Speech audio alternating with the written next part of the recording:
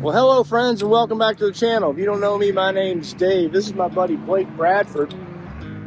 Interesting story. I was a customer at Biddy Saw Works years ago, and I was also a customer out at Wade's. Now, they're a John Deere dealership. I met this guy, and he sold me my mini excavator. I'll roll in some pictures of that day. Happy day for a new excavator customers. But anyway, I hadn't talked to him in about a year, and I needed something else from Wade's. I called up, and they said, no, he's no longer here. I did have his personal cell, I believe, because that's what a good salesman does. Right. Made sure I could get in touch with him on the mini excavator situation. Well, lo and behold, he bought Biddy Saw Works. Yep. So we've continued to do business here, and I'm a real happy customer, and I can highly recommend if you're in the Columbus, Mississippi area, even further, you probably ship or deliver.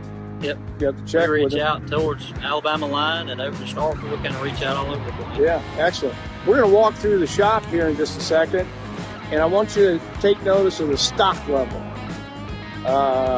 Biddy's was fine. They always got me the parts I needed and stuff like that. I was a real happy customer. But Blake has come in and you've blown a new breath into this place. We have. We've kind of taken it from what it was and tried to put a younger spin on it and do things kind of out of the ordinary that most people wouldn't do to kind of put it over the top. And we've seen some success and we're very pleased with where it's going so far. So. Excellent. You want to take? Yeah. We'll take a walk through the store here. Thank you, sir.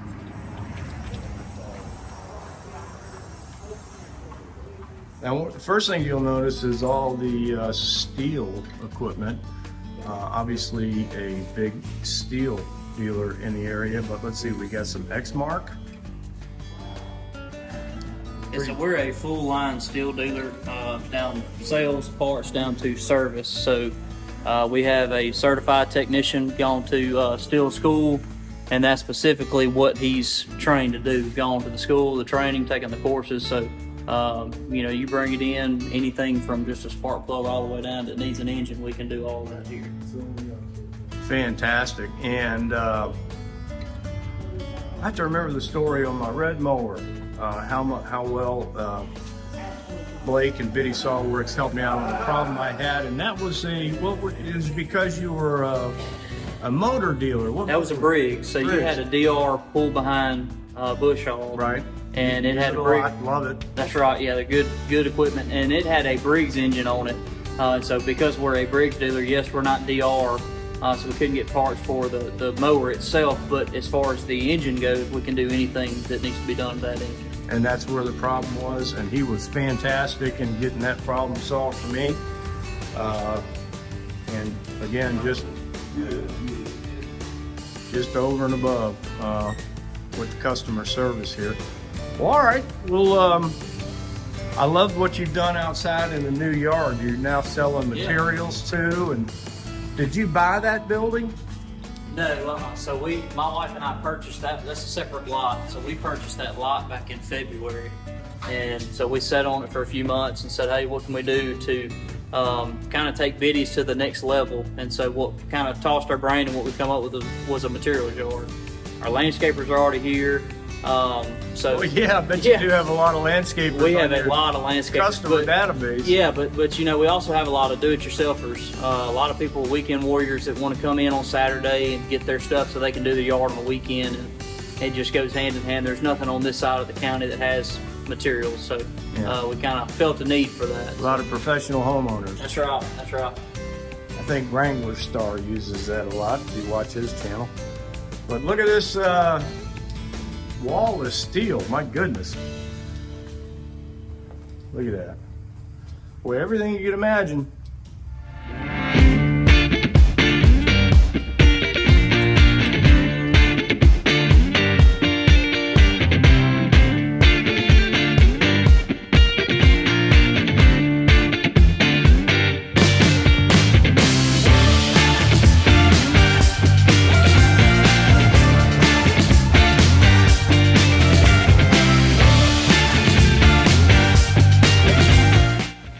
All right, we're gonna go look at the yard out here, and I have to say, it's a lot cleaner and neater. Did you bring in some new gravel? Yeah, so there was a fence here, and I've got some before pictures I can send you if you want them. But yeah, so there was a fence here. There was a whole tree line over there. We ripped that entire tree line up, ripped the fence up. We brought in, I forgot how many tons of sand gravel, but we brought all that in, packed it. We poured a 75 by 30 foot slab, 75 by 35 foot slab. Built the walls ourselves.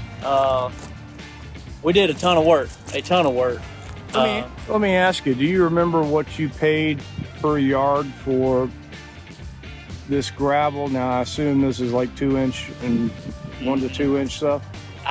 I'll have to go back and pull that receipt because I got one bill at the end and I didn't even want to look at it. I just had to write the check.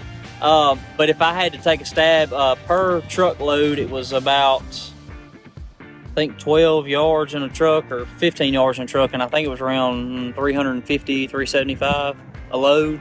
Yeah. So somewhere right in there, which I could pull that receipt back up and find it.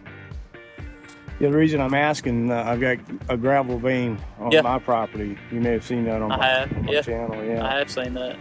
And I've got, again, a professional homeowner's level of sorting. That's right. You know, that's not a production outfit, but for me, with gravel on the site and having some need for it, that's right. It was worth making the investment in that. Yep. But I'm just curious. I mentioned in that video that truckloads were around 500. It may have just been depends on where you get it from. That's it. The guy that did mine is a good friend of mine, so I'm sure I didn't pay list price. And you bought a bunch. And I bought a ton of it. Yeah. So and I actually have a whole nother pile of it over there that we're going to use to kind of touch up and pack in where we see fit. So. Well, I think what we ought to do is maybe let's take a walk over to the material section over here, and then, as I remember, your service area over here was real neat and tidy, and I think the viewers would like to see that. Okay. Because it wasn't bad, with previous owners, but you spent a little extra time. Yes, customers, it's important for customers when they drop their equipment off to see a shop that's neat and tidy, So what do we have here? So here we've got pine straw. Oh, yeah. And we get this out of Georgia. And they bring a truckload, they drop the trailer and all, and we sell it. When it's sold out, we call them, they bring another one and pick this up.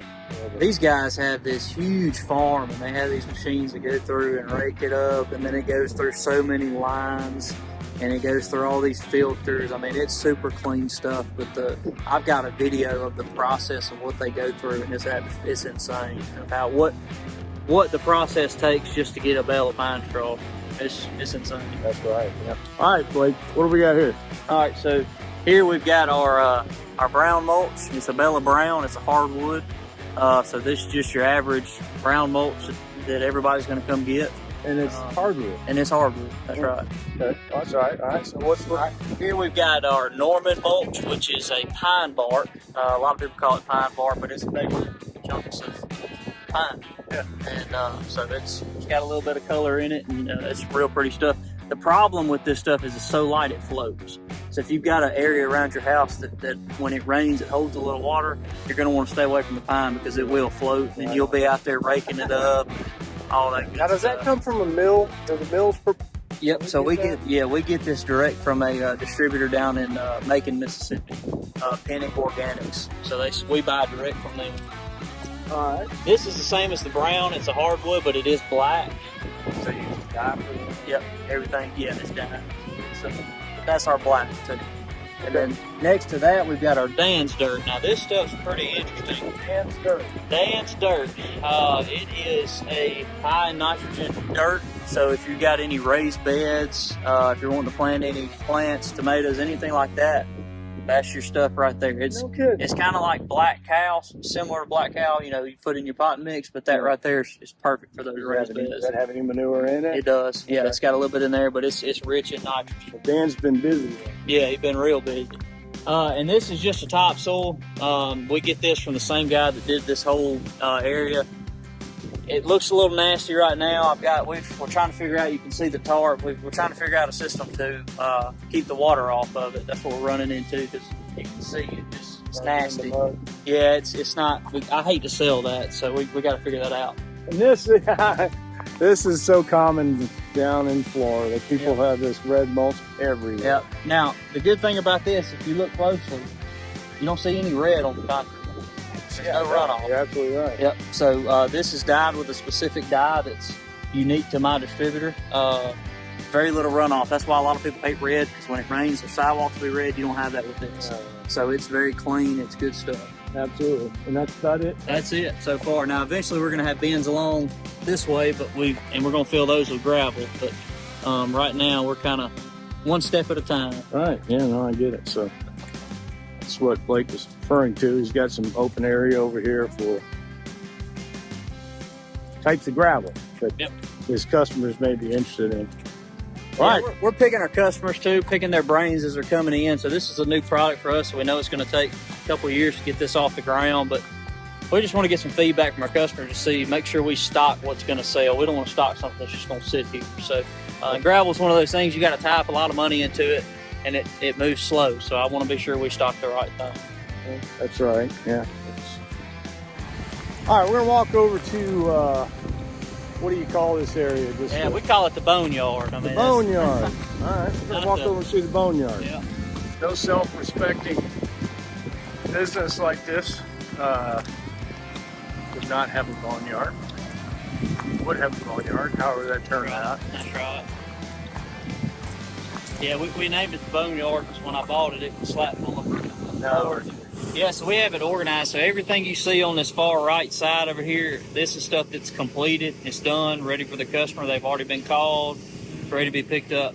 Everything on the back fence line back here against that fence is waiting on parts and stuff that we've already diagnosed. We've got parts ordered. We're just waiting on it. And everything in the middle is stuff that has not been worked on yet. It's in line. In line, waiting to be pulled in the shop. Well, speaking of that, let's peek in the shop real quick, and then we'll wrap this video up. Yeah, it's a little messy, so we'll make those.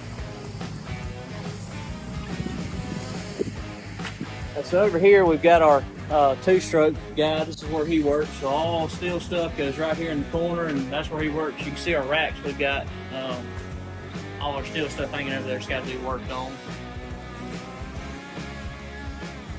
And moving on. Down over here, we've got two mower racks, and this is where our four-stroke guys work. They work on all the mowers on this side. So we've got two different sides of the shop, so we don't get everything mixed up. We got two lifts, which obviously makes it handy, and I see at least one hoist, and then you got air pump. Yep. Two of them there, one over here, and one outside. Blake, thanks for having us at your store here, Biddy Saw Works in Columbus, Mississippi. That's right.